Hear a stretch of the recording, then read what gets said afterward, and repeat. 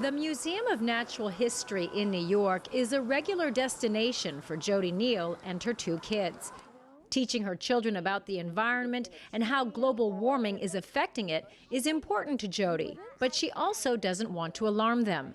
Lilu, who is 7, recently got a lesson about climate change in school. I could see that it was really impacting her directly, that it was causing her a lot of fear.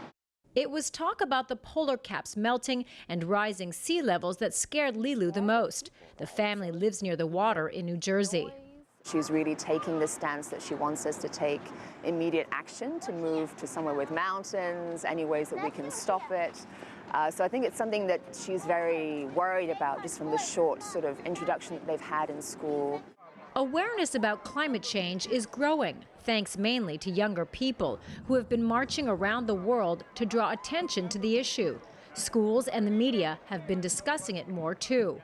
Parents are increasingly facing some difficult questions about how the world will look in the future if global temperatures continue to rise. Some parents are struggling with how best to respond to their children. Dr. Gail Gross is the author of How to Build Your Baby's Brain. We don't want to frighten our children. In fact, just the opposite. We want our children to be secure, confident, and that leads to competency. So whatever we tell them needs to be age appropriate, and it needs to be positive. Gross says staying positive helps children think of ways they can take action, which can ease some of their anxiety.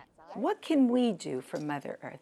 Then you're bringing children into thinking about activity, which lowers stress, and you're also giving them things they can do that make them feel they're competent, they're doing something for the environment.